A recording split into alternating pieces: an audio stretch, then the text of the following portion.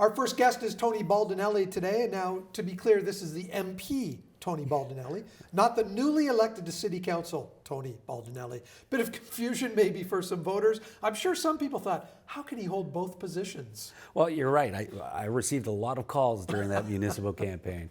But, you know, in all fairness to my cousin, he actually ran in the municipal campaign last time in 2018. I remember that, yes. Did quite well for a first-time candidate. And now he was fourth place in the voting. He did extremely well. So top half of those congratulations to him. It's funny, in our family, you're either a Joe or a Tony. There's like 4 Tony Baldinellis. And so when we were growing up as kids, there's our Uncle Tony, and then there was Tony, and then myself. He's Big Tony, I'm Little Tony, and then we have an Anthony. Italians, we don't get too creative with the names in the family. Well, I've got my brother is a Joe, and I've got a cousin Joe, and one of his sons is a Joe. So at our family gatherings, either say Joe or Tony, and you're halfway home. Yeah, but the problem is 7 of them respond, right? Yeah, well, exactly, right? Let's get serious here, Tony. Okay. Let's talk about some things at the border. So Yeah. first of all, you know, as we welcomed you here to the building, someone asked you, what's up with the price to cross the Peace Bridge? What's your take on that? $10? COVID really impacted the bridge commissions, the 2 local bridge commissions here. Bridge traffic was down 95% in most instances. And so it reflected, I mean, these 2 commissions, they're privately operated, unlike some of the bridges which are owned by the federal government. And the federal government they ensured that they took care of those bridges and provided additional assistance to them. I mean, in fact, the 2 local bridge commissions had written to the government seeking further assistance because of the impact of COVID. And for so long, the federal government continued to deny them those funds that they needed, other than the COVID programs which were available to others. But those bridges took a huge hit because of the volume of traffic. Traffic has come back now as the borders begin to open. People need to be aware, though, when they're approaching the Peace Bridge, they need to have $10. Those funds are used for the maintenance of that existing bridge. And you know and then I brought the issue forward to the government. For the last 2 years, they've been asking for assistance, and unfortunately, the federal government refused to meet some of the concerns that were being expressed. And what's really impactful is the federal government controls the commission board at the Peace Bridge Authority. They appoint members of the board, so you would think those members of the board are bringing those issues of concern to the federal minister. And unfortunately, it wasn't the case often. Fewer cars coming across over COVID, but the lineups were long, and that potentially was because of the ArriveCan app the last year or so.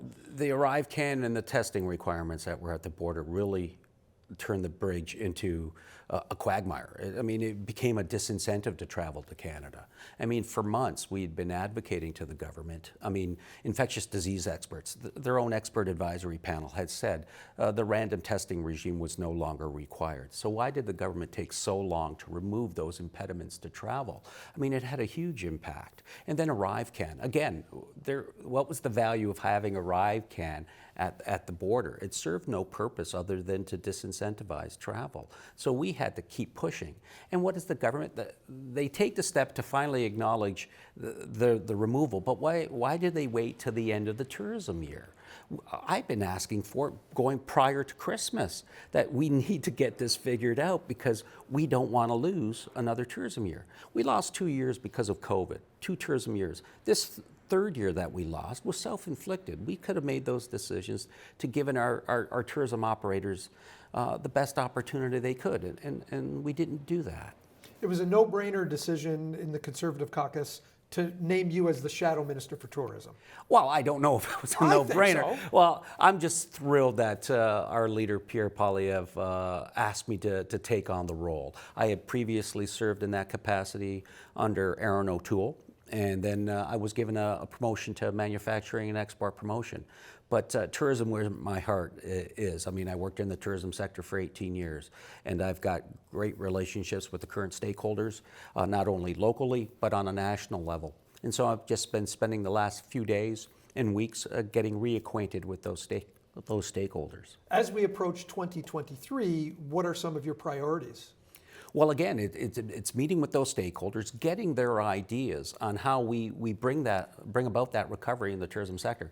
Prior to COVID, tourism was a $105 billion sector, employed 1 in every 11 Canadians. Niagara Falls, we generated $2.4 billion in tourism receipts alone, 40,000 workers locally.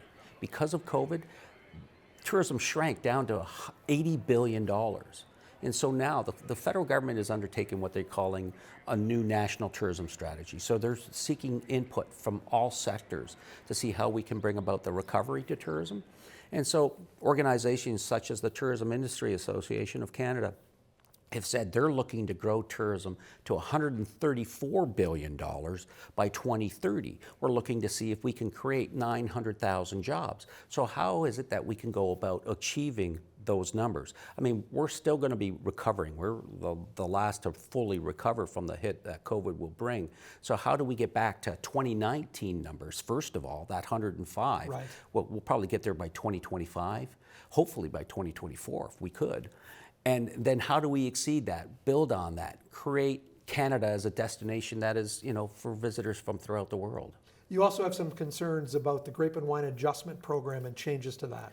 When the government introduced the excise tax in 2017, we had told them what you're doing is, the escalator clause it's called. We had told the government, you're going to bring about challenges to our excise exemption on 100% Canadian-made wines. And they didn't listen to us. And that escalator clause resulted in a WTO challenge by Australia, Right. which we ended up losing. And so, in essence, what we've had to do, this government's had to create a replacement program for those for the exemption that was in place. This new tax is they showed in last year's budget will generate an additional $134 million over 2 years, 390 over 5. So the replacement program that they came forward with provided $166 million over the first 2 years, but it ends in March, and there's no certainty being provided by the government that it's going to extend those programs.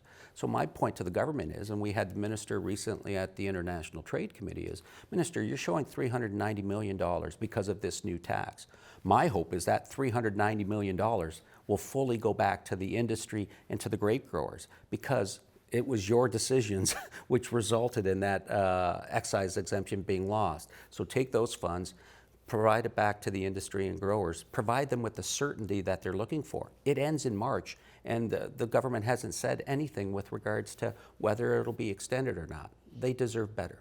Tony, you're here in the constituency this week and then back to the House of Commons for 5 weeks. 5 more weeks, yeah. Will you be back home for Christmas? Oh, yeah, I'll be home for Christmas. What we do is I'll be home every week. So, I mean, it's a 5-week session, but what I end up doing is I'll go up on Sundays, come back on Friday nights or early Saturday mornings to do events and try to make some appointments that I can. But it'll be a busy 5 weeks, lots of issues. Well, thanks for carving out some time for us today. Well, thank you. It's been a pleasure.